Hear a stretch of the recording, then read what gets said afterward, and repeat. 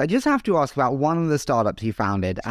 Believe it or not, last mile delivery is a passion area of mine. And so my question to you is, I know Gokul, obviously, and you kind of coincided around this with FastBite, which was 15-minute delivery, and it was the first 15-minute delivery startup. What were your single biggest lessons from the FastBite experience was Gokul's question. So it was actually, average delivery time was actually 7 minutes, even though we billed it as 15. I would say, I'll actually share two of the lessons. I think first one is building for yourself will lead to a much higher probability of building something that people love. Because when you're building for yourself, you then just need to believe you can find other people like yourself that are going to use the product. And the second one, and the reason I wanted to add this one is you want to think about the variables that you can optimize for the utility function of your product. So every product, any product you use, has some utility function. The utility function could be price, convenience, speed, right? Anything, the customer experience itself. And you want to think about what are you optimizing on, because different products actually have different diminishing returns. And as you think about really fast delivery, you can optimize on the delivery speed, but then sometimes people actually don't want it to be as fast, right? They actually want it to be a little bit slower. And so that was a pretty good lesson for me in terms of how to think about overall product experience. It isn't just about a single variable you want to optimize on, you want to optimize on multiple.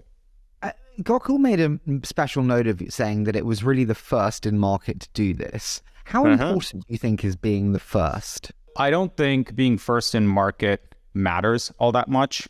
And before I get into the answer for that question, I'll introduce the idea of the concept of idea maze, which I believe Balaji had coined, and I think there's a post on A16Z's website on it.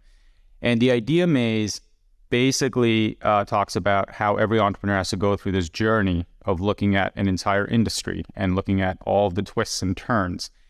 And they base their business idea and their strategy accordingly.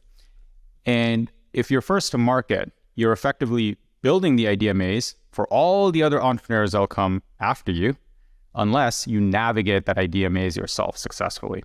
And we've seen a ton of examples where sometimes first to market isn't the company that wins the market. Google, I believe, was a 17th search engine. iPhone was not the first smartphone. And so the way I think about first to market is it doesn't guarantee success. And you should probably assume you're building out the idea maze for all the future founders that will benefit from your work.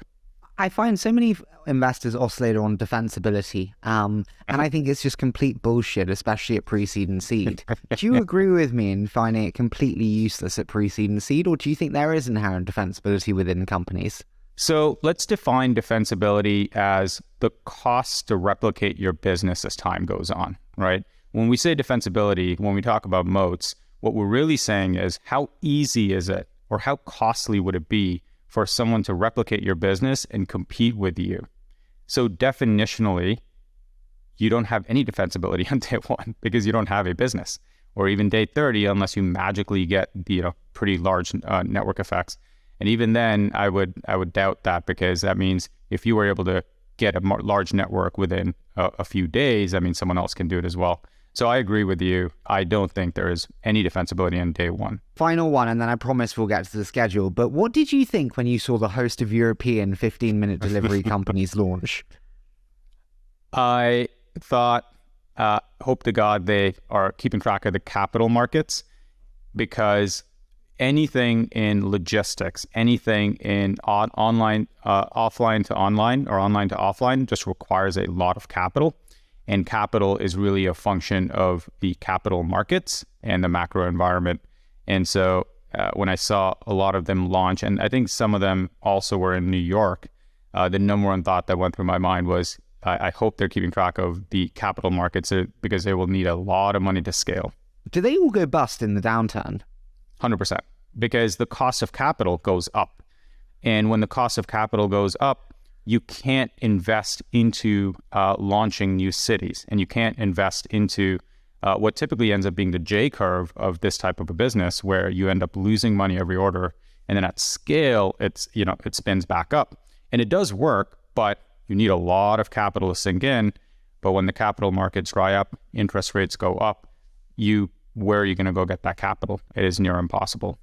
we're just killing industries one by one on 20VC. Last week we were like, direct consumer subscription model does not work. Boom. Now we've just killed a whole other industry there. Good. Glad that we are continuously losing friends. It's me that takes the heat for this, don't worry.